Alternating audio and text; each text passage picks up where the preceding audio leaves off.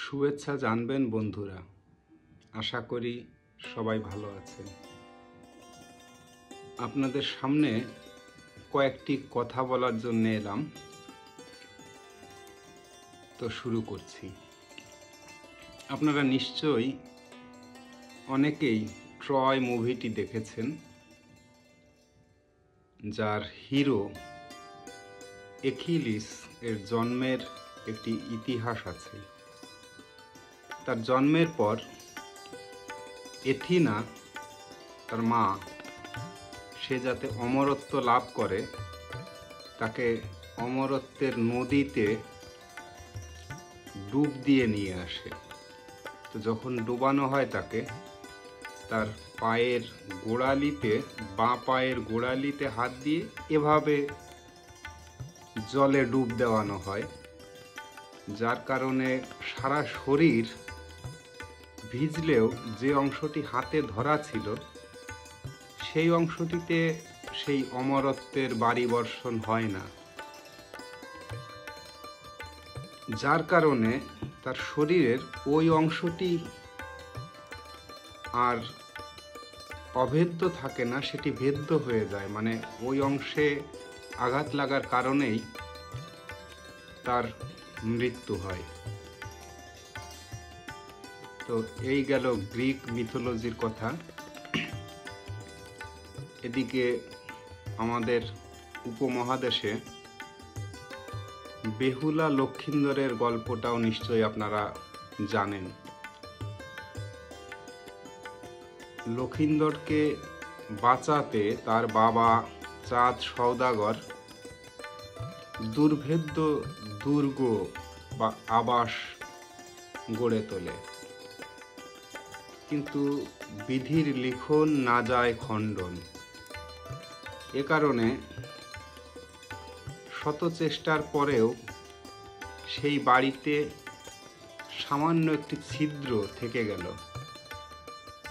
যেই ছিদ্র দিয়ে সাপ ঢুকে লক্ষিন্দরের মৃত্যুর কারণ হয়ে দাঁড়ায়। আবার আরেকটি কথা আছে, সেটি হচ্ছে এক বালতি দুধের মধ্যে এক ফোঁটা গরুর চুনা বা গোমূত্র পড়লেই কিন্তু পুরো দুধটাই শেষ। তো কেন এই গল্প বা কাহিনীগুলো বলছি, সেটি হচ্ছে আমরা আমাদের চরিত্র গঠনের সময় এরকম বেহুলার বাসর ঘরের ছিদ্র বা অ্যাকিলিসের হিল বা গোড়ালি রেখে দেই। অর্থাৎ এক বালতি দুধ নষ্ট করার জন্য যেমন এক ফোঁটা গোমূত্র যথেষ্ট, তেমনি আমরা অনেক পড়ালেখা শিখে অনেক কিছু অর্জন করে আমরা অসৎ উপার্জনের দিকে ঢুকি। কেন? তাহলে আমার এই পড়ালেখা, জ্ঞান, বিদ্যা, বুদ্ধি অর্জনের কী লাভ হলো?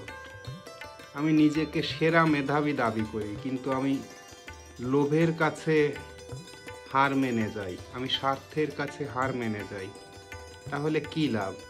এটা কি অ্যাকিলিসের হিল বা লক্ষিন্দরের বাসর ঘরের মতো বিষয় হয়ে গেল না?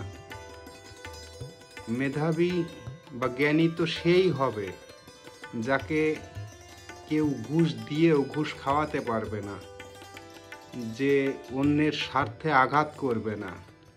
কিন্তু আমরা কি আসলে সেরকম করছি? আমরা পড়ালেখা শিখে আমাদের লক্ষ্য থাকে যে কোন চাকরিতে আমাদের বেতনের চেয়ে অবৈধ আয় বেশি হবে, সেটাকে আমরা প্রায়োরিটি দিচ্ছি। এগুলো কতটা ঠিক? সারাটা জীবনের অর্জিত বিদ্যা যদি হয় এক বালতি দুধ, তো একবার খাওয়া ঘুষ হলো সেই এক ফোঁটা চুনা, যা খেয়ে আমরা জীবনটাকে বিষাক্ত করে ফেলি। হয়তো সাময়িক আনন্দ লাগে, অর্থবিত্ত বৈভবের জৌলুস আমাদেরকে মোহগ্রস্ত করে ফেলে, কিন্তু ইন দি লং টার্ম আসলে কি সেটা কোনো রকম বিজয় সুনিশ্চিত করে? দেশ জাতি কল্যাণের কথা বাদই দিলাম, সেটা কি আদৌ নিজের জন্য কোনো মঙ্গল বয়ে আনে, নাকি সেটা উল্টো পরবর্তী প্রজন্মকেও বিষাক্ত করে দেয়? বেশিরভাগ দুর্নীতিবাজ দুর্নীতিগ্রস্ত লোকের সন্তানেরাও নষ্ট হয়ে যায়, এমনটাই দেখেছি জীবনে। তো আসুন আমরা আমাদের অনেক কষ্টে অর্জিত জীবনে এই অ্যাকিলিসের হিল বা লখিন্দরের বাসর ঘরের ছিদ্র না রাখি। আমাদের অনেক কষ্টে অর্জিত এক বালতি দুধ যেন এক ফোঁটা চুনার কারণে নষ্ট না হয়ে যায়। তো ভালো থাকুন বন্ধুরা, পরবর্তীতে নতুন কোনো বিষয়ে আপনাদের সাথে কথা বলতে আমি চলে আসব। আশীর্বাদ করবেন আমার জন্য। ধন্যবাদ।